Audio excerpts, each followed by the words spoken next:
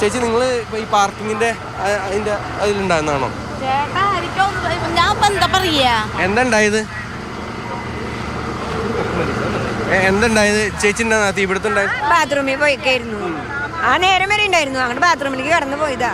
പുറത്തേക്ക് ഇറങ്ങിയപ്പോ എന്താ കണ്ടത്? ഞാൻ ബാത്റൂമിൽ നിന്ന് ഇങ്ങോട്ട് വരുമ്പോഴാ ഇവിടെ 2 വണ്ടി നിന്ന് കത്തുന്നു ഷീറ്റും. അപ്പൊ എനിക്ക് ഇങ്ങോട്ട് വരാൻ പറ്റില്ല.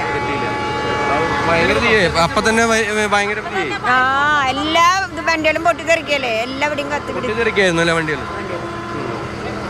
പൊട്ടിത്തെറിക്കുകയായിരുന്നു വാഹനങ്ങളൊക്കെ തന്നെ ഉണ്ടായിരുന്നത്. അതായത് അത്രത്തോളം വലിയ ഒരു തീപിടുത്തം ഉണ്ടായി, വലിയ ഒരു ഇന്ധനങ്ങളൊക്കെ തന്നെ ഉണ്ടായിരുന്നതിനാൽ തന്നെയാണ് ഇത്തരത്തിലൊരു പൊട്ടിത്തെറിയൊക്കെ തന്നെ ഉണ്ടാകാനുള്ളൊരു കാര്യം. എന്തായാലും ഈ മേഖലയിൽ ആകെ പുകയും ഒക്കെ തന്നെയാണ് ഉണ്ടായിരുന്നത്. അത്രത്തോളം വലിയ മനസ്സിലാകുന്നുണ്ട്. അപ്പോൾ തീപിടുത്തത്തിന്റെ ദൃശ്യങ്ങൾ ആദ്യം കണ്ടു, അതിന്റെ വ്യാപ്തി എത്രത്തോളമാണ് എന്നുള്ള തത്സമയ ദൃശ്യങ്ങൾ കൂടിയാണ് പ്രേക്ഷകർ ഇപ്പോൾ കണ്ടത്. വലിയ തീപിടുത്തം തന്നെയായിരുന്നു. എങ്ങനെയാണ് ഈ തീപിടുത്തം ഉണ്ടായത് എന്നത് സംബന്ധിച്ചുള്ള ഒരു സ്ഥിരീകരണം വന്നിട്ടില്ല. പക്ഷേ പലരും പല കാര്യങ്ങളും പറയുന്നുണ്ട്. 2 ബൈക്കുകൾ ആദ്യം കത്തുന്നു, അതിനുശേഷം തീ വ്യാപിക്കുകയാണ് എന്ന് പറയുന്നു. എന്ത് തന്നെയായാലും കുറേ നേരം അത് വലിയൊരു ആശങ്ക തന്നെയാണ് നിലനിന്നത്. ആ തീപിടുത്തത്തിന്റെ ദൃശ്യങ്ങൾ കാണുമ്പോൾ തന്നെ നമുക്കറിയാം ഗുരുതരമായൊരു പ്രശ്നം തന്നെയായിരുന്നു. ഇപ്പോൾ തീ അണയ്ക്കാൻ സാധിച്ചിട്ടുണ്ട് എന്നുള്ളതാണ് ആശ്വാസകരമായ കാര്യം. MS ലിഷോയാണ് തത്സമയം തൃശൂർ റെയിൽവേ സ്റ്റേഷനിൽ നിന്ന് നമുക്കിപ്പോൾ വിവരങ്ങൾ നൽകിയത്.